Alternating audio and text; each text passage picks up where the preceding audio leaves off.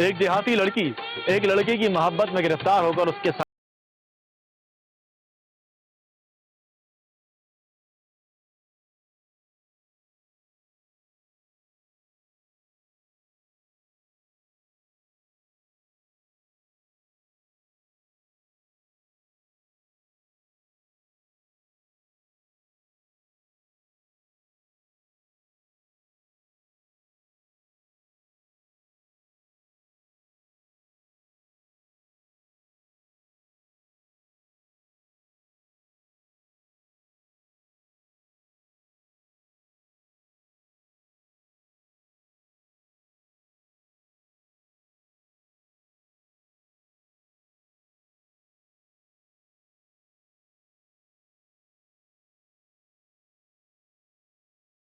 मोड़ काटती हुई मुड़ी तो खेत से अचानक एक शख्स पगडंडी पर नमूदार हुआ और बैलगाड़ी को रुकने का इशारा किया।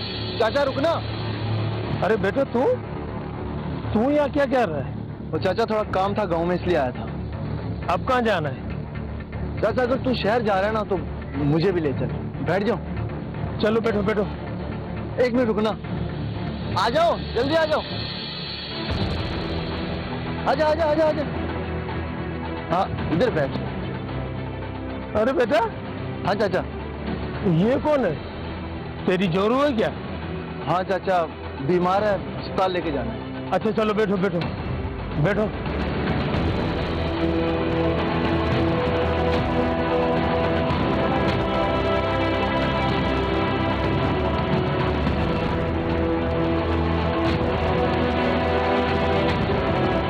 चाचा रोक देना, रोकना। बस आराम से उतरना। बेटा जरा ध्यान करना। जी चाचा, बड़ी मेहरबानी। शब्बीर ने देखा कि चाचा बैलगाड़ी को हाँकता हुआ आगे बढ़ गया। औरत और उसके साथ जो मर्द था वो पैदल चलने लगे। तुझे पता वो हमारी बिरादरी का था और मुझे लगता है उसने मुझे पहचान लिया। अरे तू तो खामखा डर रही है, नहीं पहचाना उसने। मगर तुम्हें तो जानते हैं ना। मुझे डर है मेरे घर वालों ने पूछने पे तो वो कहीं ये ना बता दे कि तुम एक औरत के साथ जा रहे थे। देख फरजाना, सारी कश्तियां जला कर आया हूं तेरी मोहब्बत में, और तुझे ये भी पता है कि मेरी बीवी उम्मीद से है, फिर भी मैंने उसको छोड़ दिया। मगर हम जाएंगे कहाँ? कोई होटल तलाश करते हैं, सुबह जाकर कोर्ट मैरिज कर लेंगे। मुझे तो बहुत डर लग रहा है। मेरे शौहर ने मुझे तलाक तो दे दी है, मगर वो मुझे तलाक जरूर करेगी। अरे कुछ नहीं होता, तू ऐसे ही डर रही है। इसी दौरान जावेद ने एक रिक्शे को आवाज देकर रोक लिया। रिक्शा, रिक्शे वाले। वो दोनों उसमें बैठ गए। लड़की ने चादर से अपना चेहरा छुपा लिया। रिक्शे से उतरकर जावेद ने पैसे दिए और वो दोनों एक होटल में दाखिल हो गए। फिर शब्बीर ने देखा कि बैलगाड़ी वाला चाचा और लड़की के कबीले के दो अफराद एक दरख्त के नीचे बैठे हुए थे। चाचा कहाँ उतारा था उस मर्द और औरत को? उस मर्द को पहचानते हो आप? हाँ क्यों नहीं, इसी गांव के हैं। और वो औरत कौन थी? कहता था कि वो उसकी जोरू है। उसका मुंह देखा था? नहीं, वो पर्दे में थी। और बातें क्या कर रहे थे? मैंने ध्यान नहीं दिया, मगर कह रहे थे कि तेजगाम से कराची जाएंगे।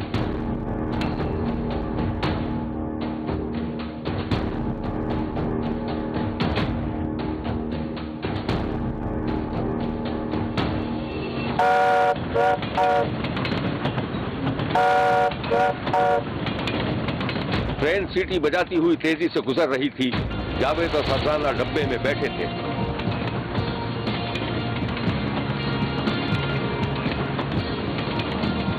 आप तो खुश है ना? बहुत ज्यादा। लेकिन हम कराची में रहेंगे कहाँ? अरे वो मैंने सारा इंतजाम कर लिया, बेफिक्र हो जाओ।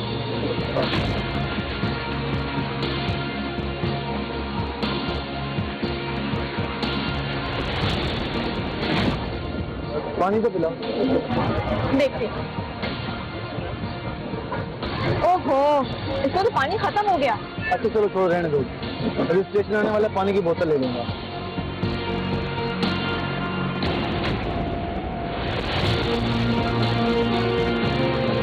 अच्छा सच बता, जिंदगी का नया सफर तुझे कैसा लगा? सच बताऊं, मुझे तो यकीन ही नहीं आ रहा है, लेकिन शुक्र है शौर्य नामुराद से जान छूट गई। अब तो हमने गुजरांवाला में कोर्ट मैरिज भी कर ली है। अब तो दुनिया की कोई ताकत भी हमें। अरे मेरा ख्याल है स्टेशन आ गया, मैं आता हूँ, एक मिनट बैठ।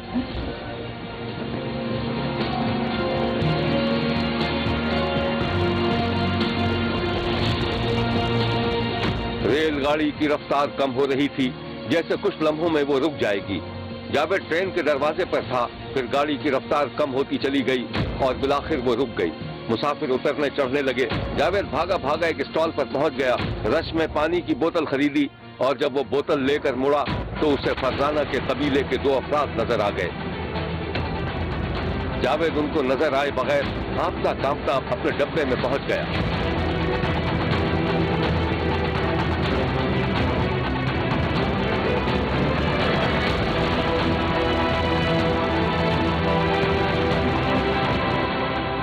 क्या हुआ? ये तो इतना घबराया हुआ क्यों है? अरे तुम्हारी बरादरी के लोग हमारा पीछा कर रहे हैं। ये तू क्या कह रहा है? क्या तूने किसी को देखा है? हाँ हाँ, वो तेरी बरादरी के लोग हैं। लेकिन वो तो हमें कत्ल कर देंगे।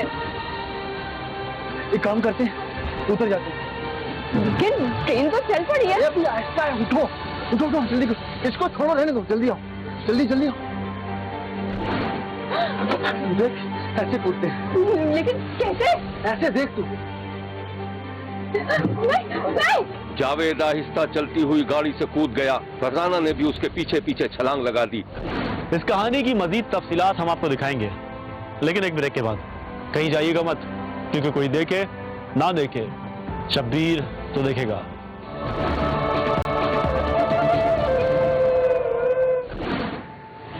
एक काम करते हैं, उतर जाते हैं। लेकिन ट्रेन तो चल पड़ी है। अभी आहिस्ता है, उठो उठो उठो, जल्दी करो। इसको छोड़ो, रहने दो, जल्दी आओ, जल्दी जल्दी आओ।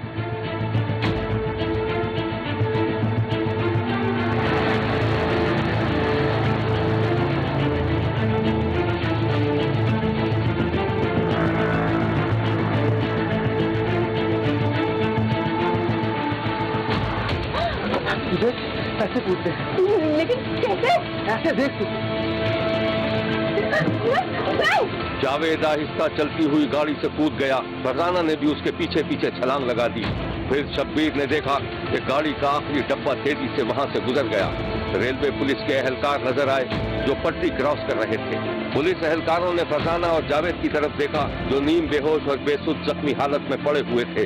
पुलिस वालों ने झुककर दोनों का जायजा लिया और फिर दूसरे ही लम्हे शब्बीर को तेजी से दौड़ती हुई एम्बुलेंस की आवाज सुनाई देने लगी।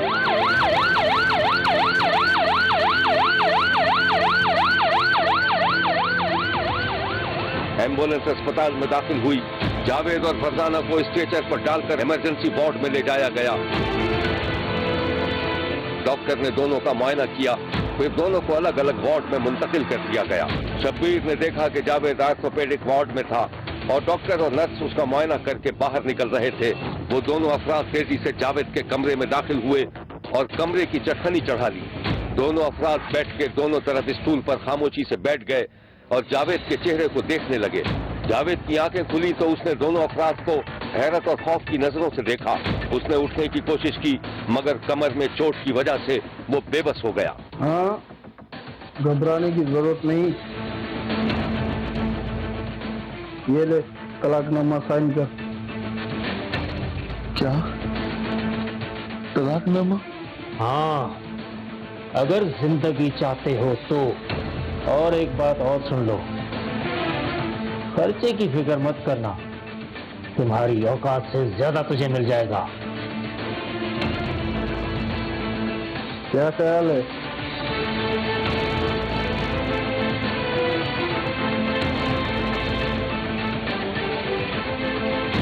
जावेद ने खौफ के आलम में कागज पर दस्तखत कर दिए। उन दोनों आदमियों ने जाने से पहले एक नजर भरकर जावेद को देखा और चटखनी खोलकर कमरे से बाहर निकल गए। लॉबी से चलते हुए दोनों आदमी फरजाना के वार्ड में पहुंचे जहां उसके सर पर पट्टी बंधी हुई थी। डॉक्टर अभी कमरे में मौजूद थे। फरजाना अपने रिश्तेदारों को देखकर खौफजदा हो गई। डॉक्टर साहब, कैसी तबीयत है फरजाना की? आप कौन? रिश्तेदार हैं फरजाना के, इनको लेने आए हैं। नहीं डॉक्टर साहब, मैं इनके साथ नहीं जाऊंगी, ये लोग मुझे कत्ल कर देंगे। अरे बेटा, ये क्या बात कर रही है? नहीं डॉक्टर साहब, मैं अपने शौहर के साथ जाऊंगी, वो है मेरा शौहर। बेटा काश ऐसा हो सकता, मगर ये देखो। ये क्या है? बेटा, ये तलाकनामा है, उसने तुम्हें बेवकूफ बनाया है। चलो चलो उठो हमारे साथ चलो। एक सेकंड, आप मेरी मरीजा को तंग कर रहे हैं? मैं पुलिस को बुला लूंगा। रिश्तेदारों के साथ जाने से इनकार पर फरजाना को मजिस्ट्रेट ने दारुल अमान भिजवा दिया था। वाकई के कुछ दिनों के बाद जब जावेद चलने फिरने के काबिल हुआ तो वो भी एक दिन दारुल अमान पहुंच गया।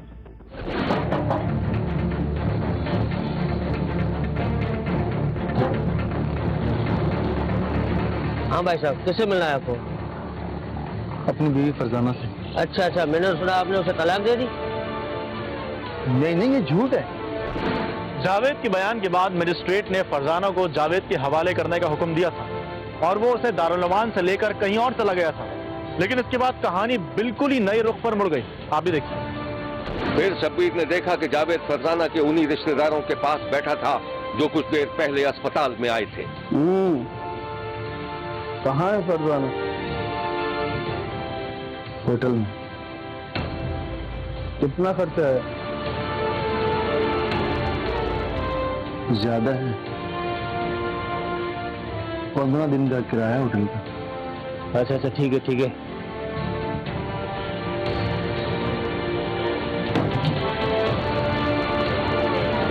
ये लो, और चाहिए तो और भी ले लो। बहुत शुक्रिया। अब मुझे इजाजत। वैसे जाते जाते एक बात तो बताते जाओ, फरजाना को तुमने तलाक खुशी से दी है या हमारे खौफ से? मुझे एहसास हो गया था कि मैंने अपनी बीवी से बेवफाई की और फरजाना से खामखा शादी कर ली। अब आपकी अमानत आपके हवाले। मुझे इजाजत। फरजाना चलती गाड़ी की पिछली नशिस्त पर बेहोशी के आलम में पड़ी हुई थी। एक आदमी गाड़ी चला रहा था और बराबर वाली सीट पर उसका साथी बैठा था जो पलट पलट कर फरजाना को देख रहा था। कार खेतों से गुजरते हुए एक वीरान सी दुकान के पास जाकर रुक गई। दोनों आदमी नीचे उतरे और दुकान से कोल्ड ड्रिंक लेकर पीने में मसरूफ हो गए। वो दोनों कोल्ड ड्रिंक पी रहे थे और उनकी नजरें कार पर जमी हुई थीं। सीट पर पड़ी हुई फरजाना की आंखें अचानक खुल गईं। फरजाना ने सूरत हाल का जायजा लिया, चुपके से कार का दरवाजा खोला और खामोशी से निकलकर झाड़ियों में गुम हो गई।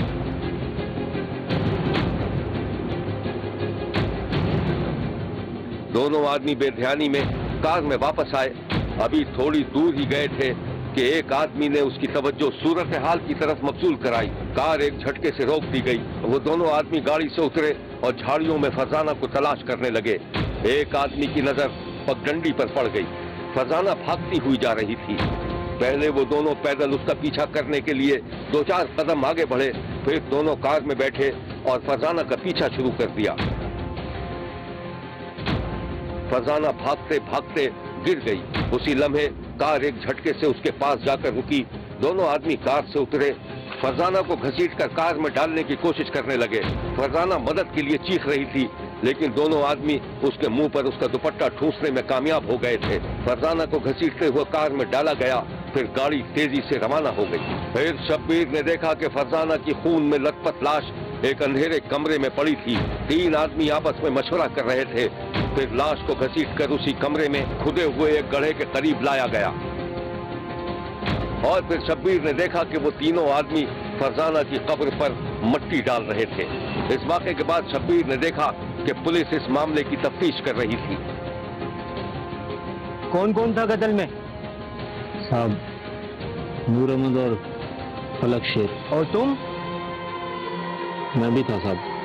कोई शर्मिंदगी है तुम्हें अपनी भतीजी को कत्ल करने के बाद? नहीं साहब, उसने बिरादरी की नाक कटवाई थी।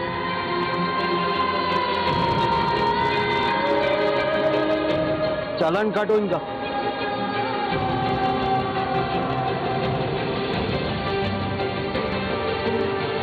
ये अंदोहनाक वाकया शब्बीर ने गुज़श्ता दिनों हड़प्पा में देखा था।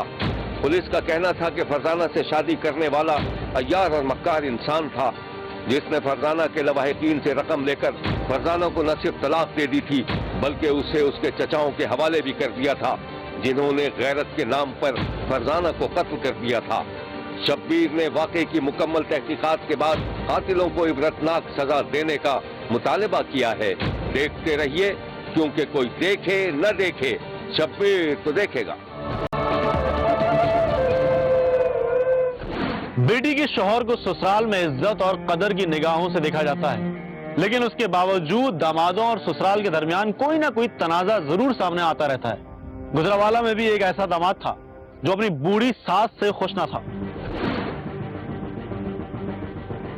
ये गोजरावाला में थाना खटियाली शेखा के छोटे से इलाके कद्धर का मंजर है। हल्की हल्की सर्दियों की सुबह भूसे के बड़े बड़े ढेर के पास गांव के लोगों की चौपाल जमी हुई थी। कोई बुजुर्ग हुक्का गुड़गुड़ा रहा था, कुछ लोग किसी मसले पर बात कर रहे थे, जबकि खेतों की तरफ पीट करके बैठे हुए लोग गौर से उनकी बातें सुन रहे थे। साथ ही हरा भरा खेत था, जिसके दूसरे किनारे पर छोटे छोटे मकान दिखाई दे रहे थे और खेत के पास खुश्क जमीन पर मवेशी बंधे हुए थे। इसी जगह बेवा नजीरा का भी घर था, लेकिन इस घर में वीरानी और कयामत का मंजर था।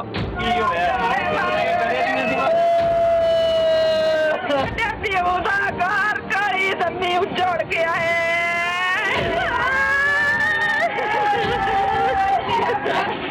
एक औरत हाथ उठाकर फरियाद कर रही थी और एक शख्स जमीन पर उकड़ू बैठा हुआ रो रहा था।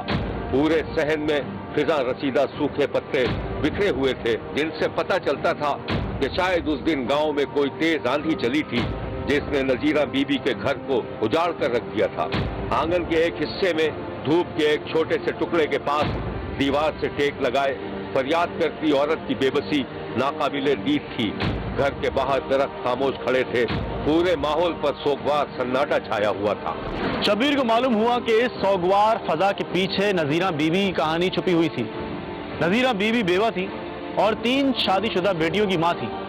नजीरा की बेटी अंसरी बीबी की शादी भी दूसरी बेटियों की तरह रिश्तेदारों में हुई थी। नजीरा बीबी का शौहर 10 एकड़ जमीन छोड़कर मरा था और सारा झगड़ा इसी जमीन का था। एक दिन शब्बीर ने देखा कि नजीरा की बेटी अंसरी अपने शौहर शाहिद इमरान को, जो खेतों के पास एक चारपाई पर बैठा हुआ था, उसे खाना देकर घर की तरफ लौट रही थी कि शौहर ने आवाज देकर अपनी बीवी को वापस बुला लिया। अंसर, बात सुन, मुझे एक बात याद आई है। हाँ बोल। तुझे तो वैसे भी हर वक्त कोई ना कोई बात याद आती रहती है। और जल्दी बात तो सुन, हर वक्त लड़ती रहती है। मैं ये कह रहा था कि तेरी माँ की तरफ चलते हैं। वो सरसों का साग बहुत अच्छा बनाती है ना, तो क्यों ना आज उससे साग पकवा के खाया जाए? क्या ख्याल है तेरा? हाँ ये ठीक है, तू रुक, मैं चादर ओढ़ कर आती हूँ। जा, शाबाश।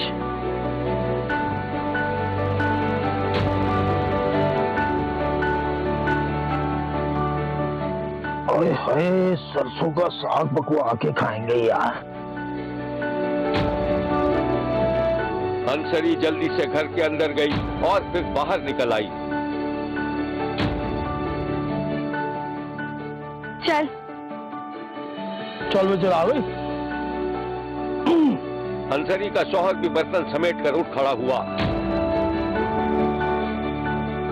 शाहिद ने पास ही खड़ी मोटरसाइकिल पर अपनी बीवी को बिठाया और हरे भरे खेतों के दरमियान से गुजरता हुआ अंसरी की मां के घर पहुंच गया।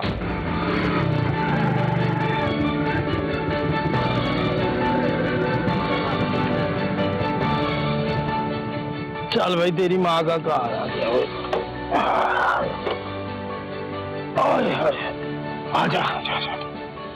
वो दोनों अंदर दाखिल हुए तो अंसरी की माँ सब्जियां काटने में मसरूफ थी। अम्मा, अरे मैं तुम लोग को याद कर रही थी, अच्छा हुआ आ गए।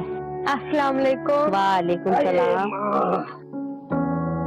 अब आ गए हो तो शाम में जाना आराम से। हाँ हाँ अम्मा, शाम को क्या, हम कल सुबह जाएंगे। अम्मा, हम यहाँ ना सरसों का साग खाने आए। अब तुम किसी को भेजकर मंगवा लो, हम शाम को ही खाएंगे। हाँ हाँ, तू फिक्र नहीं कर, मैं मंगवा लूंगी। अरे तू सही से बैठा है ना? तकिया वकिया ला दूं मैं तुझे? अरे नहीं अम्मा, मैं बिल्कुल ठीक हूँ, तू फिक्र मत कर। अच्छा अम्मा, एक बात तो बता। क्या? क्या सोचा?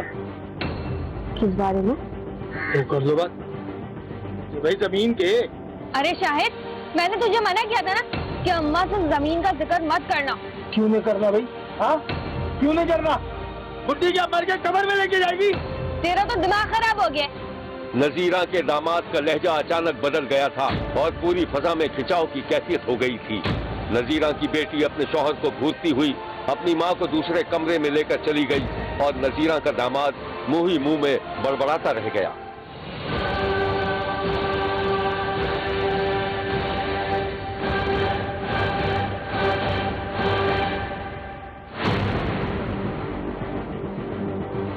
नजीरा का दामाद सास की 10 एकड़ जमीन हथियाने के लिए मुख्तलिफ हरबे इस्तेमाल कर रहा था। जब प्यार, मोहब्बत और खुशामद से काम नहीं निकला तो उसने अपनी बीवी पर दबाव डालना शुरू कर दिया था। एक दिन शब्बीर ने देखा कि अंसरी का शौहर शाहिद अपनी बीवी से झगड़ा कर रहा था। कान खोल के मेरी बात सुन ले।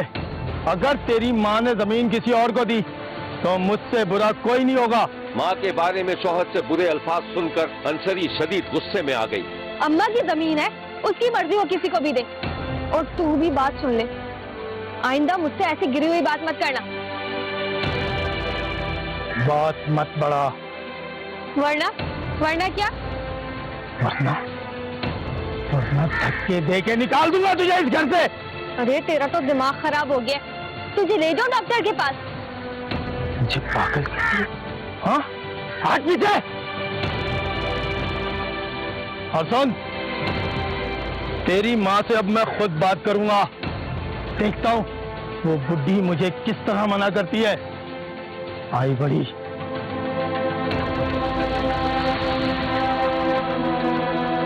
अंसरी ने चादर संभाली और गुस्से के आलम में घर से बाहर निकल गई। माँ का घर जरा दूर था। एक देहाती गधा गाड़ी पर चारा लेकर जा रहा था। अंसरी ने उसे रोका और गधा गाड़ी पर सवार हो गई। खेतों के बीच से गुजरते हुए उसकी आंखों में आंसू थे। उसे याद आया जब अंसरी के बाप ने मरने से पहले अंसरी की माँ को मना किया था कि वो बेटी की शादी शाहिद से ना करे, क्योंकि वो एक निकम्मा और लालची इंसान था। बाप से लड़ाई के बाद अंसरी की माँ ने किस तरह अपनी बेटी को गले लगाकर आंसू बहाए थे, क्योंकि वो शाहिद के घर वालों को जबान दे चुकी थी। फिर अंसरी को वो वक्त भी याद आ गया जब अंसरी के बाप के मरने पर उसके शौहर ने अपनी बीवी को दिलासा तक नहीं दिया था और उसी दिन गांव से बाहर चला गया था और अंसरी आंसू पोंछती रह गई थी। इस कहानी की मजीद तफसीलात हम आपको दिखाएंगे, लेकिन एक ब्रेक के बाद। कहीं जाइएगा मत, क्योंकि कोई देखे ना देखे, शब्बीर तो देखेगा।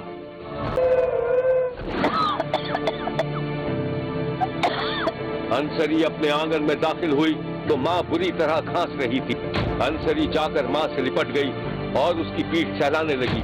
माँ की हालत संभली तो उसने देखा कि उसकी बेटी की आंख में आंसू थे। क्या हुआ बेटा, तू रो क्यों रही है?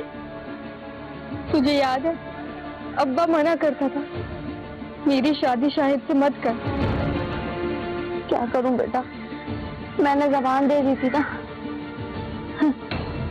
अम्मा, उसकी नजर तेरी 10 एकड़ जमीन पर है। उसने मुझसे कहा है कि अगर जमीन उसे ना दी तो वो मुझे तलाक दे देगा। मैं उसे छोड़कर आ गई। अरे ऐसे कैसे दे देगा तलाक? बड़ा आया तलाक देने वाला। अभी दोनों माँ बेटियां एक दूसरे को दिलासा दे ही रही थी कि इस दौरान अंसरी का शौहर भी वहाँ पहुँच गया। वो शदीद गुस्से के आलम में था। वो आते ही जानवरों की तरह धाड़ने लगा। क्या ड्रामा लगा रखा तुम दोनों माँ बेटियों ने? तेरी ये मजाल, ये निकल जा हमारे घर से अभी। ओ, बहुत जबान चल रही है बुढ़िया तेरी। चले जाऊंगा यहाँ से, लेकिन तुम दोनों माँ बेटियों का पुरगस निकाल के जाऊंगा। चला।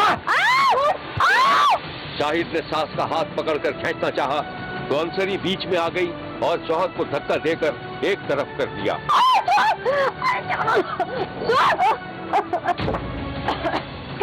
कोई है? खाला, कोई है? अंसरी आवाज देती हुई आंगन से बाहर निकली तो गांव की 2-3 औरतें उसके साथ थीं। जल्दी है, ये अम्मा का गला दबा रहे और हमें मारने के लिए यहाँ तक आए। क्या बात है भाई, दिमाग ठीक है तेरा? शर्म नहीं आती एक बुजुर्ग औरत के ऊपर हाथ उठाते हुए? चल जा, दबाओ यहाँ से। खाला, तुम इस मामले में ना पड़ो। तुम नहीं जानती इन दोनों माँ बेटियों को? मैं बहुत अच्छी तरह जानती हूँ इन दोनों को भी और तुझे भी। चल जा यहाँ से। शाहिद सबको घूरता हुआ घर से बाहर चला गया और शब्बीर ने देखा कि अंसरी की माँ सर पकड़े बैठी थी। औरतों ने उसे दिलासा दिया तो वो फट पड़ी। क्या बताऊं मैं, मेरे शौहर ने बहुत मना किया था कि इस लफंगे से शादी ना कर अपनी बच्ची की, फिर भी मैंने अपनी फूल जैसी बच्ची इसको दे दी। अब उससे मेरी जमीन भी मांग रहा है और नहीं दूंगी तो छीन लेगा। जब मैं तो आपा बहुत देखे हैं, जैसे देख लेंगे हम आएगा तो शिकंजी का सब आपका ख्याल रखने के लिए। शुक्र आप परेशान नहीं होते, अल्लाह बहुत बड़ा है। इस वाकये के बाद नजीरा के दामाद ने कई बार दोनों माँ बेटियों पर तशद्दुद किया था, क्योंकि नजीरा ने दामाद को जमीन देने से इनकार कर दिया था। फिर एक दिन वो अपने कुछ साथियों के साथ अपनी सास के घर में दंदनाता हुआ घुस गया। शाहिद अपनी सास के घर में दाखिल हुआ तो अंसरी किसी कमरे में थी। शाहिद के हाथ में कुछ कागजात थे। शाहिद और उसके साथियों को देखकर अंसरी की मां परेशान हो गई। उसने वहां से भागना चाहा, लेकिन शाहिद ने उसे कुल्हाड़ी मारने की धमकी देकर रोक लिया। अंगूठा लगा इसमें, वरना चीर के रख दूंगा। अंसर, अंसर, ये लोग मुझे मार देंगे। अंसर, चुप, चल अंगूठा लगा। माँ की आवाज सुनकर अंसरी दौड़ती हुई आंगन में आई तो शौहर ने उसे धक्का देकर गिरा दिया। क्या कर रहा है ये? क्या चाहता है आखिर? इसको बोल कि सीधी तरह इस पे अंगूठा लगा दे, वरना अच्छा नहीं होगा। नहीं लगाएगी अम्मा अंगूठा। दलील जानवर इंसान, निकल यहाँ से। कैसे नहीं लगाएगी अंगूठा? कैसे नहीं लगाएगी अंगूठा? तो आज अगर इसका काट के भी लगाना पड़ा ना तो लगा के जाऊंगा। छोड़, छोड़ अम्मा का हाथ, छोड़। शाहिद अपनी सास का हाथ पकड़कर जबरदस्ती उससे अंगूठा लगवाने की कोशिश कर रहा था कि इस दौरान अंसरी ने अपने शौहर को पीछे से पकड़कर खींचा, जिस पर शौहर मजीद तैश में आ गया। उसने अपनी बीवी को इतनी जोर का धक्का दिया कि वो दरख्त से टकराकर जख्मी हो गई।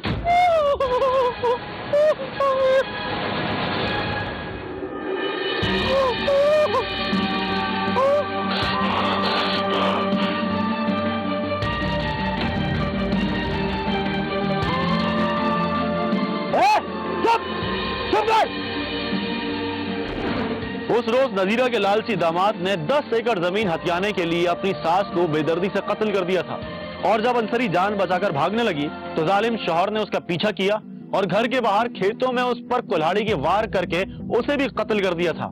माँ बेटियों के सफाकाना कत्ल के बाद पूरे गांव में कोहराम मच गया था। शब्बीर ने उस दिन देखा कि गोजरावाला के छोटे से पुरम खूबसूरत गांव की फजा सोगवार थी। मकतूलीन के लवाहिकीन हाथ उठा उठाकर एहतजाज कर रहे थे कि उनके साथ इंसाफ किया जाए। शब्बीर ने लालची और जानवर खसलत दामाद के हाथों बीवी और सास के कत्ल पर शदीद अफसोस का इजहार किया है। शब्बीर का कहना है कि बीवी और सास को कत्ल करने वाला लालची दामाद किसी रियायत का मुस्तहिक नहीं हो सकता। उसको उसके किए की सजा जरूर मिलनी चाहिए। देखते रहिए, क्योंकि कोई देखे न देखे शब्बीर तो देखेगा। शब्बीर का कहना है कि वो देख रहा है और मुसलसल देखता रहेगा। मुल्क भर से मजीद कहानियों और उनकी तफसीलात के साथ फिर मुलाकात होगी। देखना ना भूलिएगा, क्योंकि कोई देखे ना देखे शब्बीर तो देखेगा।